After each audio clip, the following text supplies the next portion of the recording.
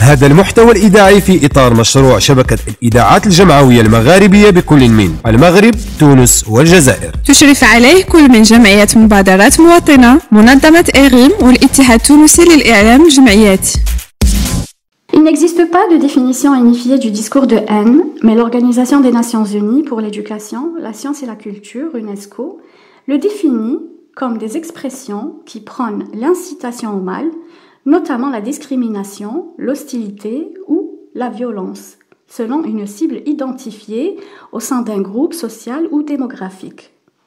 Cela peut inclure, mais sans s'y limiter, un discours qui approuve, menace ou encourage des actes de violence. Dans les pays d'Afrique du Nord, les médias traditionnels suivent souvent une ligne éditoriale pro-gouvernementale, qu'il s'agisse de médias gouvernementaux ou privés, à travers des médias ciblés, à travers des interviews de presse, des films ou des pièces de théâtre qui méprisent le statut de la femme en décrivant la femme de manière inappropriée. Le discours de haine existe depuis l'Antiquité, mais il est plus répandu dans les sociétés qui ne respectent toujours pas les droits humains en général et les droits des femmes en particulier. Il existe également des courants politiques extrémistes qui interprètent des textes religieux, des coutumes, des traditions et d'autres phénomènes de société, et à travers lesquels ils adoptent des discours de haine afin de recruter des électeurs ou de suivre le processus politique. Aussi, l'absence d'état de droit et l'indépendance de la justice font que les auteurs de ces pratiques échappent aux sanctions et ne se sentent pas découragés. L'Algérie, comme d'autres pays de l'Afrique du Nord, a adopté des lois qui combattent en apparence le discours de haine, mais en réalité, il s'agit de restreindre la liberté d'expression. La loi 2005 relative à la prévention des discriminations et des discours de haine a été utilisée pour emprisonner les militants du mouvement populaire et restreindre les libertés, notamment la liberté de la presse, au lieu de limiter les discours de haine et de discrimination, notamment à l'égard des femmes. Tous ces facteurs ont incité la majorité à considérer les femmes comme inférieures aux hommes, et cela est remarquable dans divers domaines politiques, économiques, culturels, sociaux et même familiaux. Nous aimerions lutter contre le phénomène des discours de haine et de discrimination à l'égard des femmes à travers les médias, le cinéma et même la politique.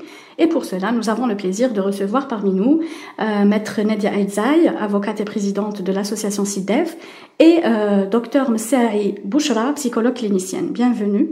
Merci d'avoir accepté notre invitation. هذا المحتوى الإذاعي في إطار مشروع شبكة الإذاعات الجمعوية المغاربية بكل من المغرب، تونس والجزائر. تشرف عليه كل من جمعية مبادرات مواطنة، منظمة إغيم والاتحاد التونسي للإعلام الجمعيات. Maître Aïdzaï, selon vous, quel est le rôle des médias dans l'éducation des futures générations? Le rôle des médias dans l'éducation des futures générations est un rôle d'abord important parce qu'il véhicule des images, il véhicule un discours, il véhicule un comportement et il véhicule il doit véhiculer des relations au moins égalitaires entre les hommes et les femmes, et il doit éviter de reproduire de la discrimination, un discours haineux, des comportements misogynes. C'est tout un apprentissage, je pense, de la part des médias à surveiller les documentaires, les messages. En fait, ils doivent eux-mêmes avoir une politique qu'ils doivent suivre pour lutter contre tout ce qui peut nuire à la personne humaine, tout ce qui peut nuire à la dignité humaine et tout ce qui peut toucher aux personnes. Maître Nadia Aïdzaï, est-ce que vous pouvez nous donner des chiffres concernant l'évaluation des violences verbales à l'égard des femmes depuis le début du confinement et la crise sanitaire? Verbales, je vais vous donner un ensemble de chiffres qui concernent toutes les violences pour l'année 2020 qu'a subi ou qu'ont subi les femmes. Très bien. Les violences physiques, elles ont été de l'ordre de 4839 cas, alors qu'en 2019, elles ont été de 5131. Les coups et blessures volontaires ayant entraîné la mort, 7 cas. Les homicides volontaires, 30 cas. La tentative d'homicide, 7 cas. Les violences sexuelles, 93 cas. L'inceste, 0. L'harcèlement sexuel, 64. Alors qu'en 2019, il y a eu 79 cas. Le harcèlement sur la voie publique, 96 cas, 131 pour 2019.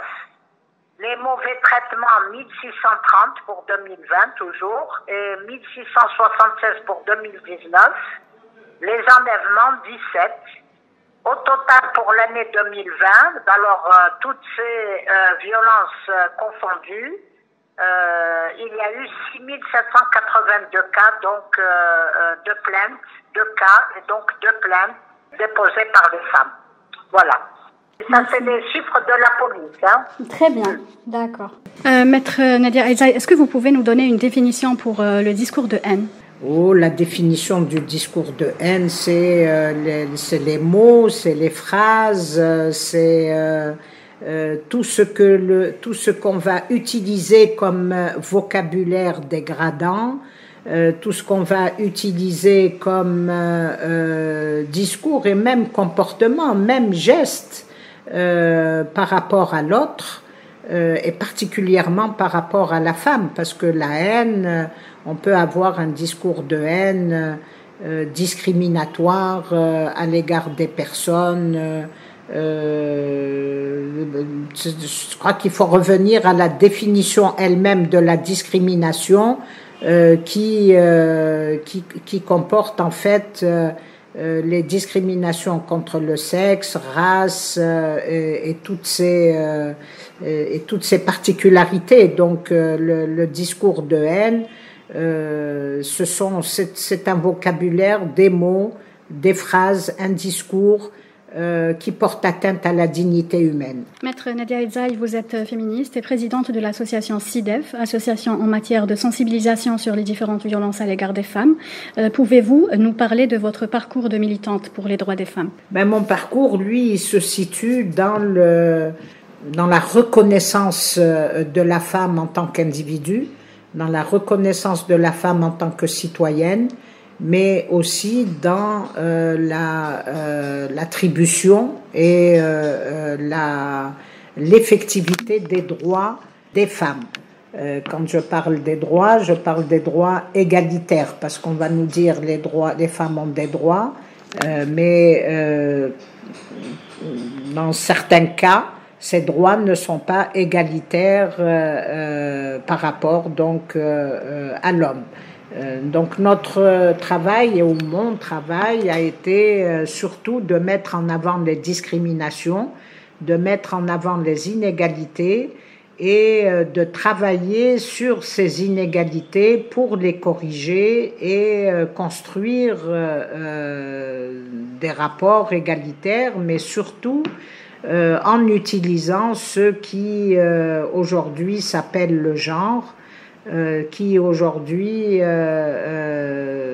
nous incite à travailler sur les comportements, sur les rôles attribués aux hommes et aux femmes, et nous incite aussi à travailler sur les changements de comportement.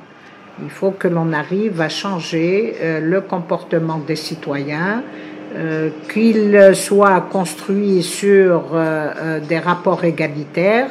Et bien sûr, ça s'apprend à l'école, ça commence à l'école, ça commence par des programmes à l'école et ça se termine par des politiques publiques et une volonté politique qui est pour la construction de ces rapports égalitaires et donc pour la traque des discriminations. Et malgré ces luttes, la télévision comme moyen d'éducation fait de nos enfants des stéréotypes qui reproduisent la violence qu'ils voient à la télévision. Que peut-on faire pour lutter contre ce phénomène ?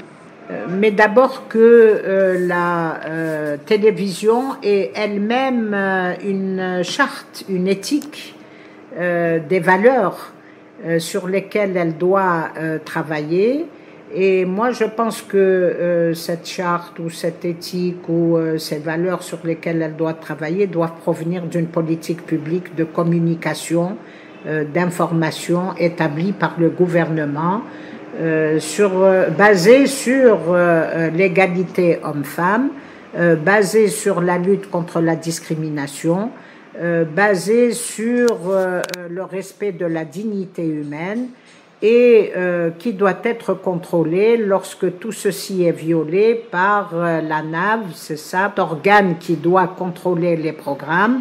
Et nous savons que certaines télévisions, pour faire le buzz, font passer des documentaires ou font passer des images qui sont contre les principes constitutionnels, qui sont des valeurs d'égalité, qui sont contre la non-discrimination et qui malheureusement ne sont pas souvent sanctionnés, ou s'ils le sont, c'est parce qu'il y a une réclamation ou alors une prise de position d'une partie, de la partie qui en a été victime. Donc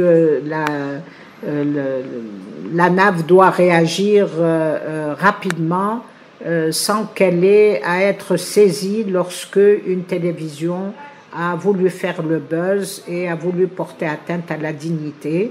Mais là, encore une fois, c'est une question aussi d'éducation, d'orientation politique, de politique publique que doivent suivre les télévisions. Donc, quel bilan tirez-vous de la loi 0520 du 20 avril 2020 relative à la prévention et à la lutte contre les discriminations et les discours de haine?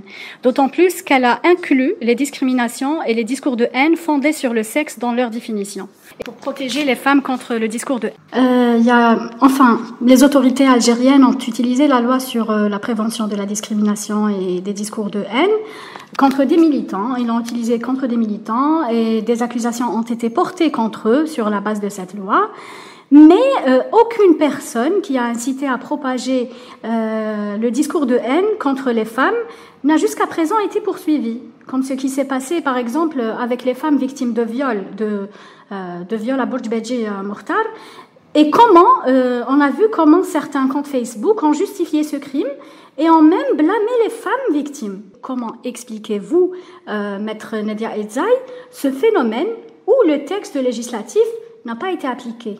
Voilà, alors, donc, cette loi de 2020 sur le discours qui protège contre les discours sur la haine et la discrimination, c'est une loi qui est nouvelle. C'est vrai qu'elle est appliquée selon les cas.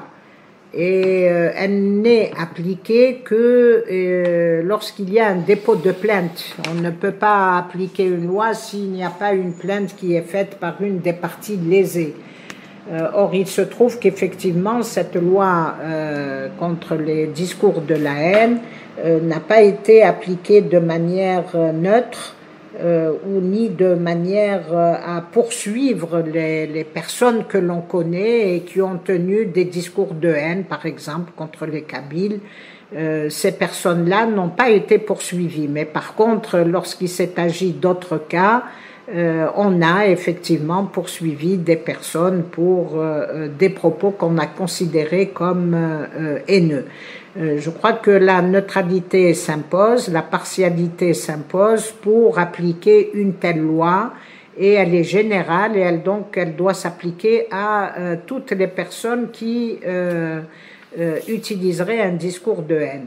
Maintenant, pour les femmes de Bourj Beji Mortar, il y a eu une instruction judiciaire, il y a eu arrestation des personnes, il y a eu certainement dépôt de plainte des associations, des victimes. Les associations ont accompagné les victimes, mais comme elles ne peuvent pas se porter partie civile, elles ont aidé moralement ces femmes de Bourj Beji Mortar. Donc ici, c'est le code pénal qui s'applique, c'est pas le discours sur la haine, c'est pas du tout la loi de 2020, donc c'est le code pénal qui s'applique pour les infractions dont ont été victimes ces femmes-là, violence, viol, viol. Et là, il faut attendre la qualification du juge d'instruction sur ces faits-là. Maintenant, les discours haineux qui sont proférés à travers les réseaux sociaux, effectivement, il faut que la police, qui elle contrôle les réseaux sociaux, suive les discussions. La police est à même, puisqu'elle a un service de cybercriminalité, a les possibilités de poursuivre ces personnes mais il faut encore qu'il y ait un dépôt de plainte. Le dépôt de plainte, parce que la police ne se saisira pas d'office, le dépôt de plainte doit se faire par les victimes ou maintenant pour les réseaux sociaux, même par les associations ou par toute personne qui est touchée par ces propos racistes, haineux, et appelant à la violence, parce que parfois c'est des propos qui appellent à la violence, à l'exclusion, à l'atteinte à la vie privée, à la dignité, c'est-à-dire que toutes les infractions du code pénal sont souvent incluses dans les discours ou dans les propos ou dans les commentaires des Facebookers. Et ça, on doit instaurer aussi une morale dans le Facebook. On ne peut pas, n'importe qui ne va pas venir déverser sa haine sur quelqu'un qu'il n'aime pas. À votre avis, Maître Nadia Elzaï, pourquoi la non-application des textes législatifs relatifs aux femmes? Il y a aussi la loi sur le harcèlement à l'égard des femmes de 2015. Donc plus de 5 années se sont écoulées depuis l'adoption de cette loi. Elle n'a pas contribué à réduire le phénomène du harcèlement. Les plaintes sont nombreuses qui sont rejetées au niveau de la police judiciaire. Que faire en vue que ces lois soient appliquées et mises en œuvre dans la réalité? Alors vous savez, le code pénal est dissuasif.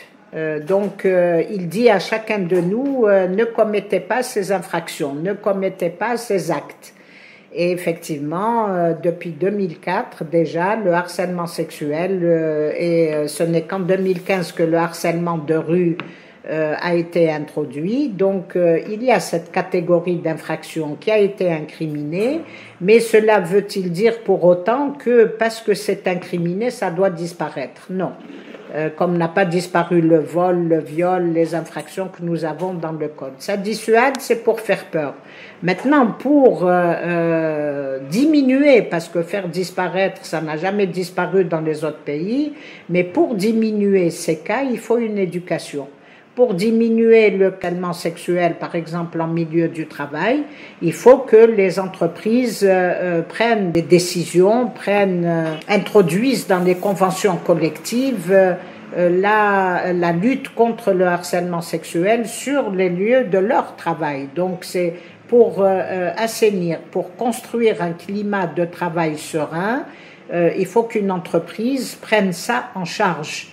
Même si la loi le prend en charge, même si la loi condamne cette infraction, pour la mettre en œuvre ou pour combattre de manière effective, il faut qu'il y ait une politique de l'entreprise pour sensibiliser les employés à ne pas commettre ces actes sous peine de sanction. Ce qui veut dire que déjà dans la loi sur le travail, il faut que le harcèlement sexuel soit considéré comme une faute lourde. Et ce n'est pas encore inclus dans notre code du travail. Nous l'avons demandé, j'espère qu'on y arrivera, à ce que le harcèlement sexuel en milieu du travail soit considéré comme une faute lourde. Mais tout ceci est encore une question de sensibilisation, de vulgarisation, de construction d'un climat sain à mettre en place dans les entreprises, dans les administrations. Et c'est ça qui va permettre de diminuer. Ensuite, pourquoi il semble que nous n'avons pas beaucoup de plaintes contre le harcèlement sexuel? Parce que pour les femmes ou même pour les hommes qui peuvent être victimes de harcèlement sexuel, c'est un parcours du combattant. Ce n'est pas facile de prouver le harcèlement sexuel. Ce n'est pas facile de braver les tabous qui sont encore la honte de dire, de dépasser la honte d'aller dénoncer un harcèlement sexuel. C'est dur pour les femmes si elles ne sont pas accompagnées.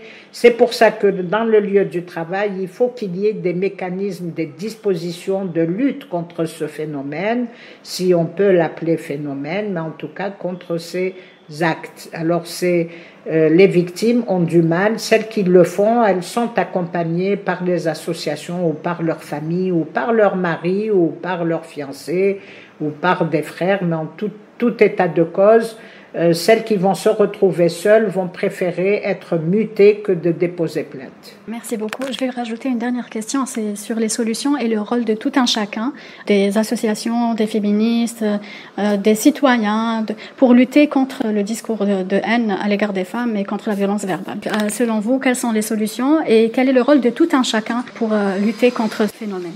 C'est de les dénoncer, de le dire. De ne pas cesser, c'est comme la violence, lorsqu'on dit à la femme, dites la violence, hein, dites que vous êtes violentée, même si elle ne va pas jusqu'au bout, mais au moins elle s'exprime. Donc il faut dénoncer ce genre d'acte, de dire que dans notre pays, on n'a pas à utiliser ces propos ou ce vocabulaire qui touche à la personne, qui touche à la dignité humaine, et qui donc va vous déstabiliser, va vous mettre dans un état psychologique dont vous ne vous en ressortirez pas peut-être. Hein. Donc sensibiliser, éduquer.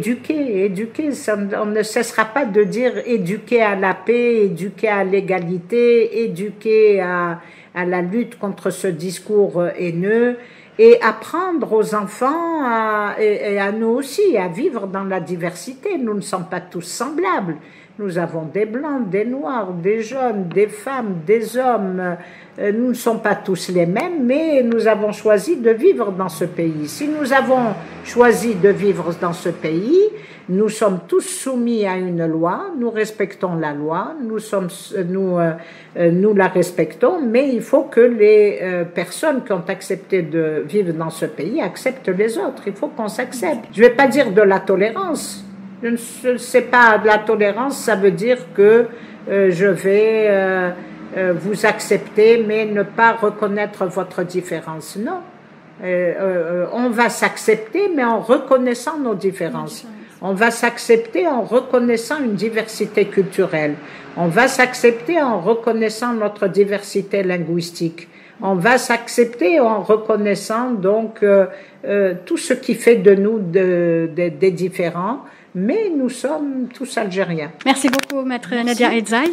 Merci à vous. Merci d'avoir abordé ce sujet qui est tout nouveau, bien que les discours haineux existent depuis, je pense, de nombreuses années et peut-être même plus, mais le fait qu'on commence à en parler, c'est déjà un moyen de lutte. Voilà, c'est que les gens doivent savoir que c'est pas parce que nous sommes différents, que nous ressemblons pas à la personne qui va utiliser ce discours ou ce mot qui va vous blesser, qu'il va l'emporter ou qu'il va faire de nous son semblable. Au revoir. Au revoir. هذا المحتوى الإذاعي في إطار مشروع شبكة الإذاعات الجمعوية المغاربية بكل من المغرب، تونس والجزائر. تشرف عليه كل من جمعية مبادرات مواطنة، منظمة إغريم والاتحاد التونسي للإعلام الجمعياتي. Chers auditeurs, nous avons le plaisir de recevoir parmi nous aujourd'hui Dr Messahi Bouchra, psychologue clinicienne. Donc bonjour Dr Messahi. Comme première question, ne trouvez-vous pas que la question du confinement et de la hausse de la violence verbale à l'égard des femmes est due entre autres au contenu de séries et des programmes de télévision? C'est clair que le contenu des séries et des programmes télévisés est significatif dans la violence verbale, mais reste un facteur parmi beaucoup de facteurs responsables de ce phénomène. Est-ce que le lien entre l'augmentation des cas de violence verbale contre les femmes pendant le confinement et son rapport avec les chaînes de télévision est établi? Et y a-t-il bien ici une relation de cause à effet? Je pense qu'on ne peut pas limiter l'augmentation de cas de victimes de violences avec les chaînes de télévision uniquement. On peut dire que c'est une variable qui doit être prise en considération dans les études sur cette problématique. D'un point de vue psychologique, on peut parler d'une programmation psychologique inconsciente d'après le contenu violent existant dans les chaînes. Les féminicides ont aussi pris une ampleur sans précédent. Comment expliquez-vous ce phénomène ? D'après les études, le confinement sanitaire a perturbé le fonctionnement psychologique de l'individu, comme la gestion du stress, de colère, le contrôle sur soi, d'où un passage à l'acte. Aussi, je pense que la pauvre sensibilisation et la tolérance remarquable de la violence sont parmi les amplificateurs de ce phénomène. Avez-vous constaté dans votre travail une relation entre la hausse des violences conjugales et le confinement relatif à la cause sanitaire en Algérie ? On a constaté une augmentation remarquable de la violence domestique comme motif de consultation au niveau de notre cabinet, qui est lié peut-être au confinement sanitaire et ses séquelles psychologiques. Donc, pour terminer, docteur Mesri, que préconisez-vous pour trouver des solutions urgentes à ce phénomène qui complique davantage la vie des femmes ? Et peut-on aussi avoir votre avis sur les solutions à moyen et long terme ? On recommande vivement la sensibilisation continue et sérieuse et l'activation d'un système juridique envers ce phénomène. Sur le plan personnel, la femme ne doit pas tolérer ou bien banaliser ou accepter l'acte violent envers elle. Le fait de sensibiliser les gens sur cette problématique peut améliorer l'éducation non violente, qui peut aider à freiner le discours de haine envers la femme, mais reste d'autres efforts qui doivent être installés et réalisés dans la société. Merci beaucoup, docteur Msei. Alors, comme première question, comment, en tant que femme algérienne, comment les femmes vivent les violences verbales quotidiennement ? Alors, les violences verbales quotidiennement, c'est une forme de violence qui est très pratiquée dans notre société et banalisée. C'est comme si c'était un langage normal qu'on doit accepter et considérer que c'est le langage normal pour traiter les femmes. Donc, les insultes, les menaces, le dénigrement, tout ça, c'est un langage qui est très connu dans la société patriarcale, dans notre société algérienne. Même c'est arrivé, cette violence verbale est devenue des vulgarités à l'égard des femmes. On traite les femmes de n'importe quelle insulte, on les insulte pour leur look, parce qu'elles sont sorties, parce qu'elles veulent vivre seules, parce qu'elles travaillent. Donc c'est un quotidien des femmes, que ce soit les femmes dans les familles aussi. Faut pas dire que dans l'espace privé, les femmes ne subissent pas cette violence. Elles la subissent dans la rue, dans le travail. Et voilà, donc c'est un quotidien, c'est une société qui est violente à l'égard des femmes. Quel est l'impact de toutes ces violences-là sur la réalité ? C'est un impact très négatif. Déjà, c'est un impact négatif sur la santé de la femme, sa santé mentale. Beaucoup de femmes deviennent dépressives. Beaucoup de femmes, après tellement qu'elles soient dénigrées par l'humiliation, les insultes, elles commencent elles aussi à reproduire cette violence sur les enfants, sur les autres. Aussi cette violence dans le groupe, dans la famille, son impact que après la femme elle est exploitée. Elle commence à être insultée, après on lui prend son argent, après on lui prend son héritage, après elle est tabassée et il banalise. Mais ça commence toujours par une violence verbale. Et à long terme, la violence verbale elle a un impact beaucoup plus grave que la violence physique. Parce que parfois la violence physique, elle est traitée par des médecins. Mais la violence verbale, donc, elle est dans l'inconscient de la femme. Et après des années, elle commence à se considérer comme on l'a insultée. Si elle lui dit, je m'excuse pour le terme yal hamara, après, avec le temps, elle se considère comme ça. Elle perd sa confiance, elle a plus confiance en elle. Et quand elle a plus confiance en elle, elle est sujet à des exploitations. elle ne réussit pas très souvent dans ses études. Il y a l'échec scolaire et l'échec dans la vie. Tout ça, c'est beaucoup d'impact sur le côté psychologique de la femme et parfois même le côté spirituel. Et après, elle est réduite et elle commence à être isolée des gens et elle commence à accepter la violence, les insultes de tout le monde. Et ça, c'est inacceptable et inadmissible. Donc, la violence verbale, à long terme, elle détruit carrément la dignité de la femme. Est-ce que le sujet de la violence verbale est traité, c'est-à-dire il est abordé au sein de la famille? Vous savez, déjà, c'est un système patriarcal, donc on n'éduque pas les garçons et les filles de la même manière. Et au sein de la famille, déjà, la fille apprend à être inférieure, se considérer inférieure au garçon.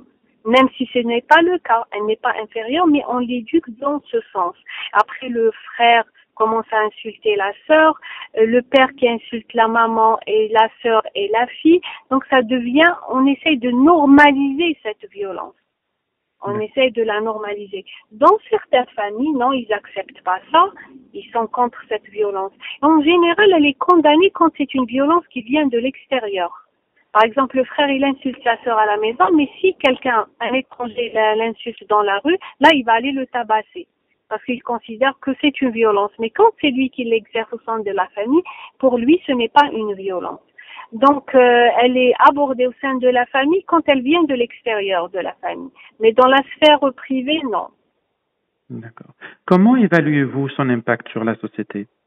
Tous les jours, on le voit ça. Vous savez, quand on conduit, quand on sort, quand on va aller retirer des documents dans les banques, on voit cette violence qui prend de l'ampleur dans la société à l'égard des femmes. C'est devenu un quotidien. On l'a tellement analysée qu'elle est devenue, on essaye de la normaliser. Et ça, c'est très grave d'une société parce que dans un état moderne, les comportements sont modernes. Il y a un respect, il y a une égalité et on condamne la violence. Même si dans la loi, elle est condamnée, la violence faite aux femmes ou la violence verbale, elle est condamnée par la loi. Jarima. On dit c'est des actes délictuels qui sont condamnés par la loi, mais il faut toujours des preuves. C'est difficile de prouver ça au sein de la famille. Donc la violence verbale, elle a un impact très négatif sur la société et c'est une société qui devient avec le temps vulgaire même et elle perd ses repères après parce que quand on revient à la société algérienne, c'est une société, le peuple algérien en sa majorité musulman. Donc, le kalima tayiba, le mu'amala tayiba, on a perdu ces repères-là. Dans nos traditions aussi, darafa, on a perdu ça parce qu'il y a une violence verbale qui s'est propagée. Et surtout, elle est stigmatisée à l'égard des femmes. On vise les femmes parce que c'est des femmes. Parce que dans leur tête, alors. Et même avec le temps, on voit quand les femmes elles subissent cette violence, après elles justifient. Il m'a insulté parce que moi j'ai fait. Non, il vous a insulté parce que il est mal élevé, parce qu'il est vulgaire, parce qu'il est agressif et violent. Ce n'est pas parce que vous avez fait quelque chose ou une erreur, l'erreur est humaine, mais on ne règle pas les problèmes ni les erreurs par une violence. Très bien. Merci beaucoup, maître Yatek Saha. Alors, comme première question, comment vivent les femmes les violences verbales au quotidien? On est plus on essaie de faire des compromis pour continuer de vivre, de façon normale, tranquille tous. Parce que c'est difficile de quitter la maison si on n'a pas un travail, si on n'a pas un logement en parallèle, etc., etc. Donc, la majorité des femmes se retrouvent dans une situation assez délicate, parce qu'en fait, il faut vraiment essayer pas de s'adapter, mais d'accepter la situation, le temps de trouver un moyen, un échappatoire, tout simplement. Très bien. Quel impact de tout ça sur la réalité? La réalité, c'est-à-dire sur la vie quotidienne, oui, sur le mental. Sur la vie quotidienne, oui. Très bien. Sur la vie quotidienne, ça dépend. Il y a des femmes qui subissent des violences, donc à la maison, c'est vraiment un stress énorme.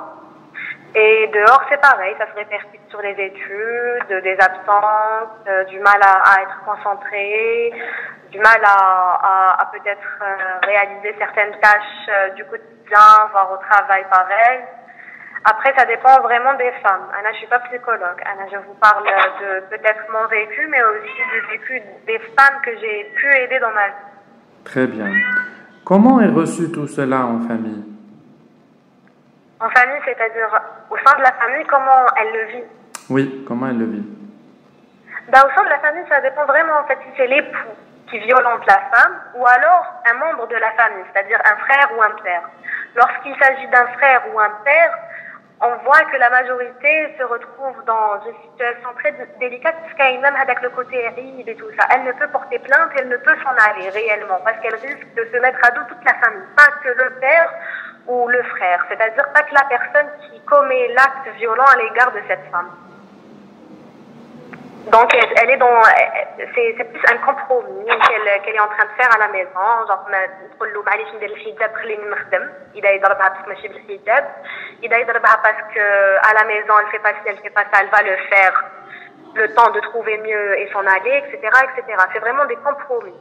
Lorsqu'il s'agit d'un mari, là c'est autre chose. Généralement, elles pensent toutes à aller porter plainte, c'est juste qu'elles ne trouvent pas l'appui au niveau de la justice pour pouvoir continuer avec la démarche. Donc soit elles reviennent à la position de départ, c'est-à-dire elles subissent une situation où elle est victime. Sinon, elles essaient de confronter ou les cas qu'il y a en parallèle une pression sociale et une pression juridique aussi, parce que le code de la famille ne protège pas à 100% la femme. Oui, voilà, qu'il y a une pression et c'est difficile à gérer. Parce que indépendamment de l'indépendance financière, qu'elle soit indépendante financièrement ou pas, parfois c'est, on va dire, l'indépendance émotionnelle qui n'y a l'imakash. Parce que émotionnellement, elle est dépendante soit de son mari, soit de sa famille, et sa famille refuse l'idée d'aller divorcer, de demander le divorce. Est-ce que c'est un sujet abordé au sein de la famille ou au sein de la société?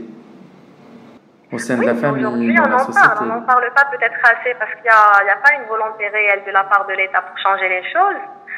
Mais on en parle, que ce soit à travers les médias, que ce soit à travers les réseaux sociaux, que ce soit... On en parle, même si c'est très subtil parfois, mais c'est abordé.